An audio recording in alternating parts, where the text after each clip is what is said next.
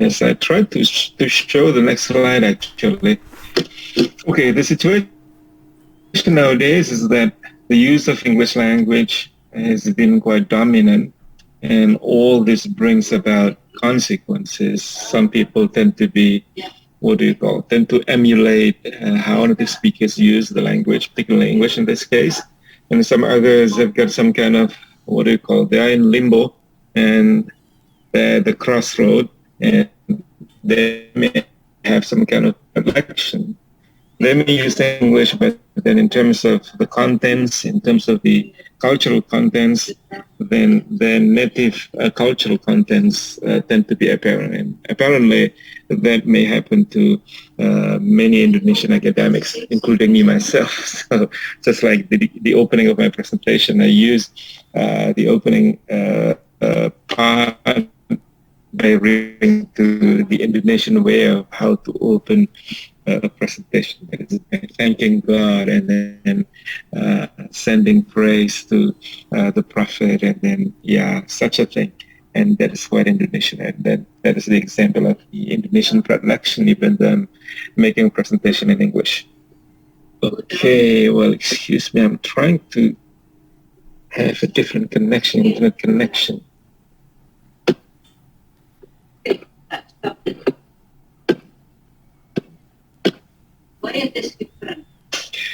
I fail. Okay, let me just continue. Hopefully that appears on your screen. Does it appear on the screen, Buzaida?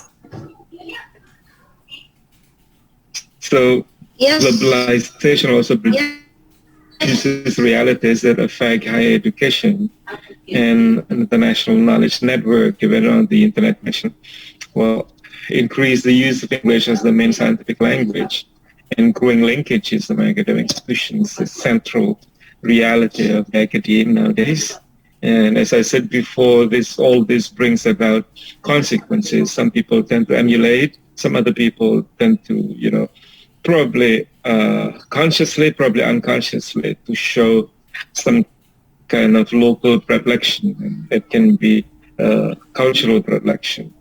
In my talk, my presentation will be about three issues. Some people have been quite familiar with my points here.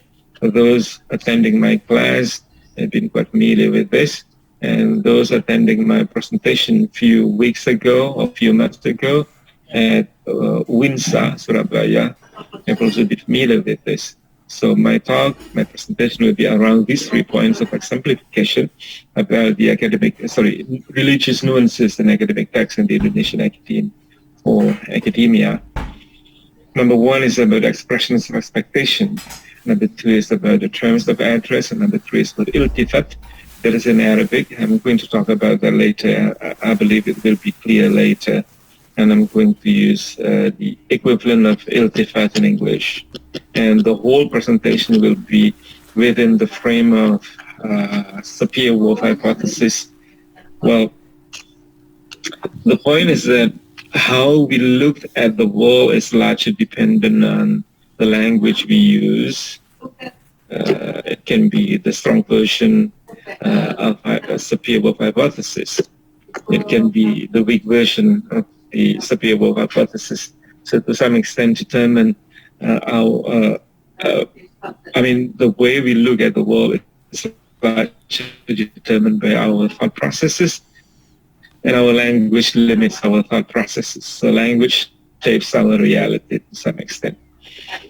But we also see the fact that our reality, social norms, traditions, and customs also to some extent determine the way we use language.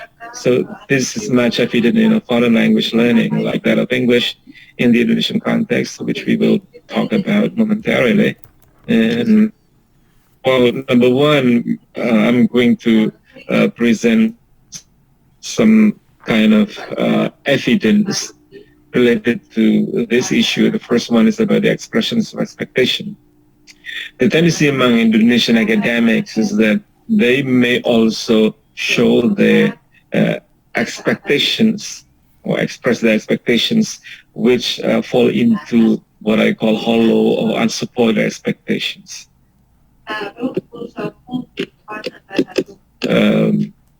Well,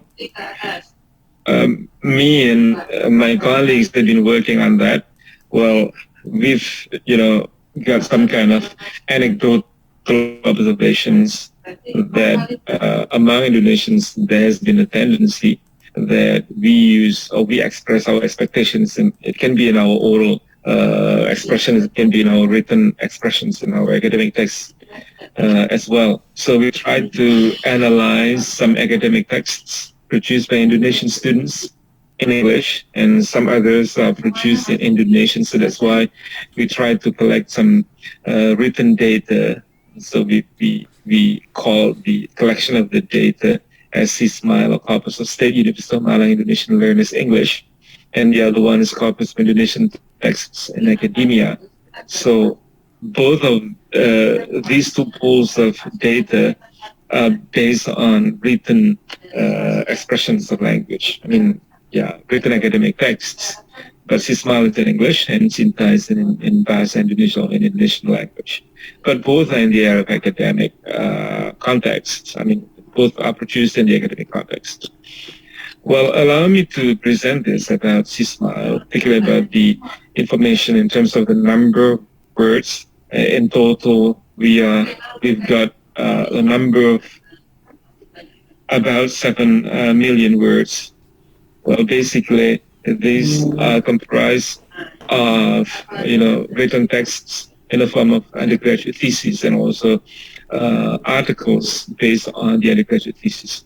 And in terms of the discipline, the texts in the discipline of English education, English language and literature, and also English linguistics in particular. And of course, because these texts are produced by Indonesian learners of English, so the students' background are basically non-native speakers of English.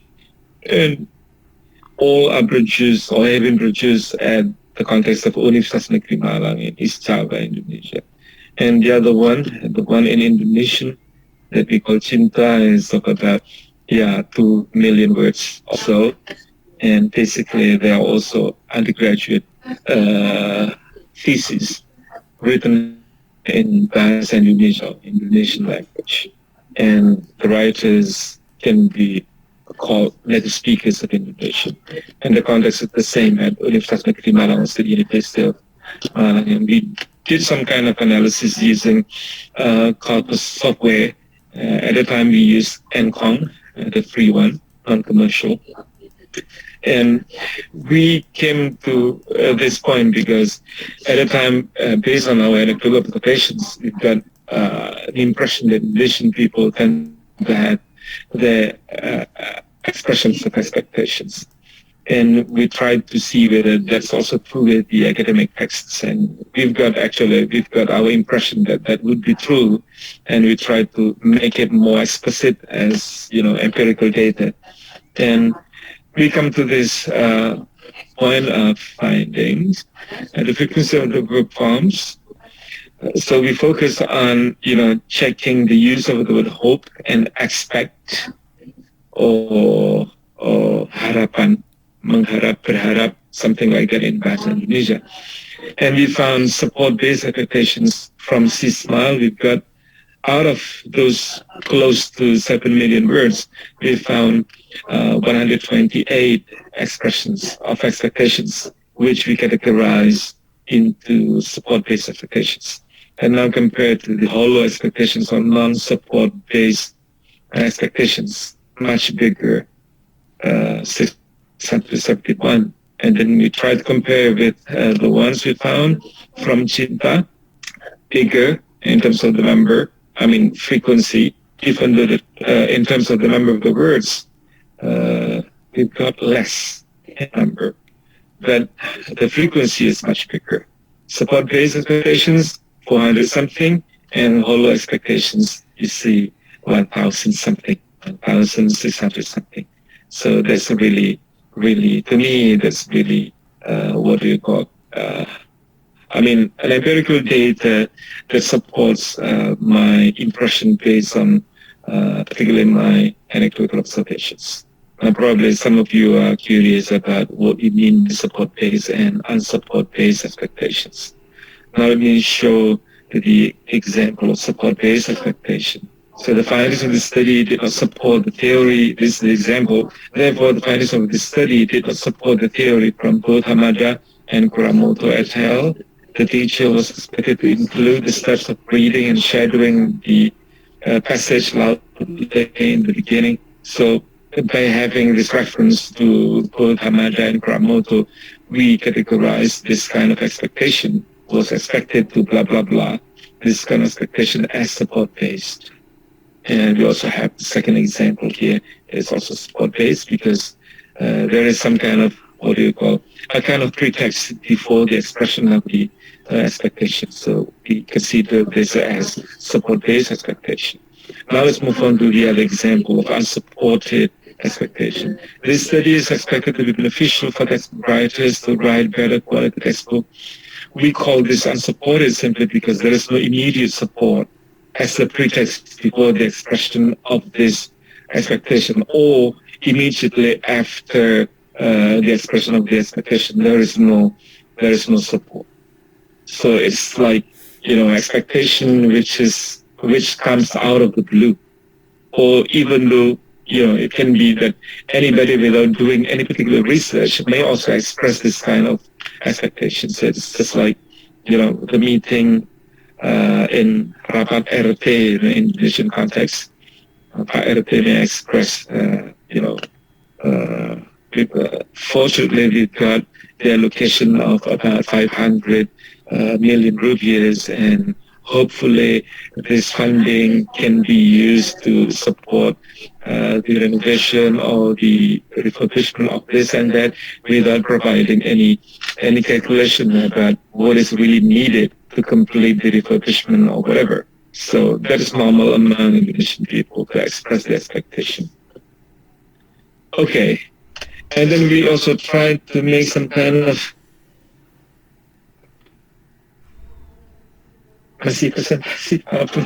sorry, somebody asking me to do something. Okay, let me just move on. So we also try to make some kind of comparison with, C-Smile and Mike Casper's at the University of Michigan, and also BAWE. I guess it's from Convento University. There's the corpus there, and we found this kind of figures. C-Smile, you got support base, less in number, and then hollow, unsupported, bigger in number. In terms of the use of the word expect, and then regarding the use of the word hope, you see there support base 1.3, and then hollow 3.2, bigger in number when we deal with the hollow unsupported expectations. But compare with MICAS and also DWE, the use of unsupported or hollow expectations, there's much less. And then regarding the use of the word hope, we found zero there from BAWE. So we may come to a conclusion that I feel, particularly me, I feel that many of the students, Indonesian students' expectations in their academic texts are actually not expected. The expectations are not expected because most of the time, in terms of the frequency, unsupported expectations are more in number, bigger in number. Now let me move on to terms of address, particularly about this very respectful tone of acknowledgement. So I tried to analyze, in the Indonesian context, in my university, every thesis is also supplied with, I think that is also normal around the world. The writer expresses, acknowledgements to some parties. It can be the supervisors, it can be any parties supporting the completion of the writing of the thesis. And that's also true with the Indonesian thesis at my university. And I tried to analyze the acknowledgement sections, and I found this. Parties who mentioned the first thesis advisor, second thesis advisor, director of the graduate program, etc., including, the bottom there on the list, the 12th, husband or wife, spouse, and also children. you got the frequency there, 100%, 100%, and then, husband and wife or children also have some kind of mention there. The number of the texts were 40 at a time. I did some kind of, manual analysis. And what is to me what more important and more interesting is about the way how to address actually.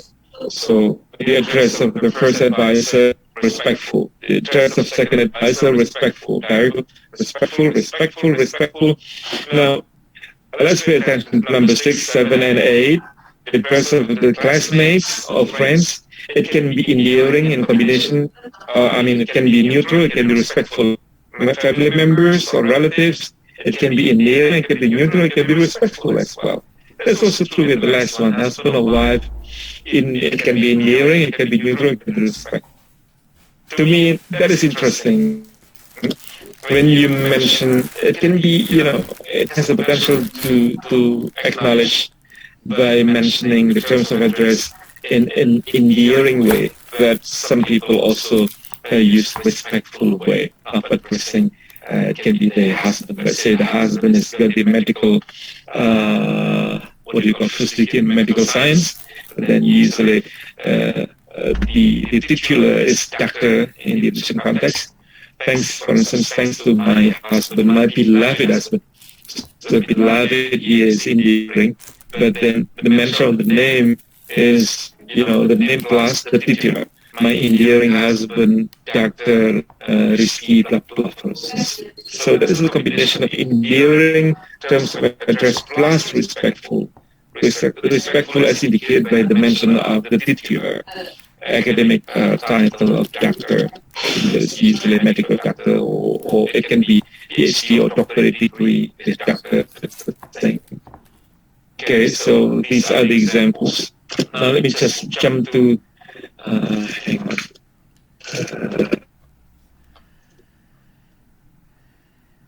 Okay, children or family members here, the names of the children. It can be Putri Kinanti, it can be mentioning family members, it can be Simanis, it's endearing, also a nickname. It has the potential to be nickname, it has the potential to be an endearing mention of the terms of address.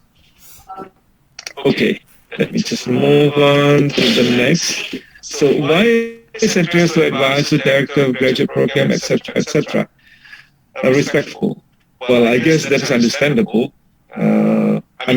Culturally speaking, in the Indonesian context, in the Javanese context particularly, mentioning somebody at a higher level, higher status, then that is understandable enough to sound respectful. Now, what about this? Address to friends, classmates, family members, husband, wives, which sometimes uses academic titles. I would divert to two possible points of explanation here, because some people may mention in an endearing way, may mention the names in a respectful way. I would refer to these two possible explanations. What I've heard in the Indonesian context is that undertaking degree training is taxing, not easy, so due appraisal of the qualification is deemed necessary. And this also because in the context of completing the writing of thesis, so it can be as an external identification. In the Indonesian context, particularly in Japanese context, we have nunut mukti, teaching on the respectability of others for the purpose of gaining one's own respectability. And we also have the saying, hormatilah orang lain jika engkau ingin dihormati, pay respect to others if you want to gain respect from the others. So these two may be at play, so that Indonesian writers, thesis writers, tend to express respectful terms of address. In terms of the mode, it sounds respectful. Now let me move on to the next issue. That is iltifat, that is in Arabic. Well, to me, iltifat has the idea of topic or subject or agent or focus shifts. So shifting. I refer to this because iltifat is quite what do you call, quite common in our holy book. And holy book is the basis of Indonesian religiosity, no matter what your religion is. Now I'm referring to the Islamic holy book. So iltifat here is quite common in the Islamic holy book, in the Quran. Now let's try to have this. Lastly, by exploring the teacher's understanding of formative assessment in EFL setting, this is an example, it will serve as the basis, blah, blah, blah. So I'm using this example. I tried to chop this verbatim from student dissertation text, dissertation draft or thesis draft. I don't remember exactly whether it was a master's thesis or doctoral dissertation. But I, copied this verbatim. Lastly, by exploring the teacher's understanding of formative assessment in the EFL setting, it will serve as the basis of blah, blah, blah. Lastly, by exploring, I believe we've got what we call the agent. So who does the exploration here is quite is clear here. It should be, in English, it should be the same as the one in the following clause. By exploring blah, blah, blah, it can be we, it can be teachers, it can be students, it can be anybody. But see, there is a shift here from somebody exploring to it. It will serve. So the agent here, to me, in the first class is the researcher or the writer. But then in the second class, the agent changes to it. So it is a kind of, what do you call it, the manifestation of iltifat. In the Indonesian context, it is just okay to have this kind of topic shift or agent shift like this. But I guess in English, it is not tolerable. Grammatically speaking, it is not tolerable like this. But let me show you another,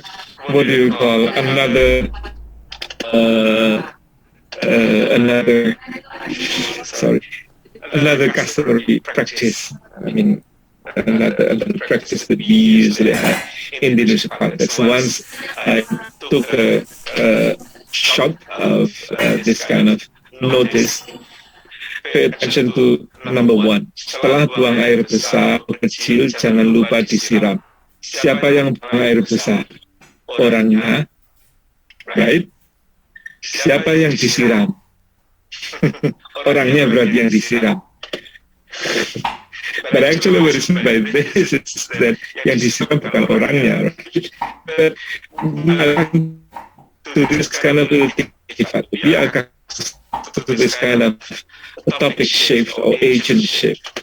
A literal translation of this, number one reads, after peeing, don't forget to get flushed. Whereas logically, the intended message is, after peeing, don't forget to flush, right?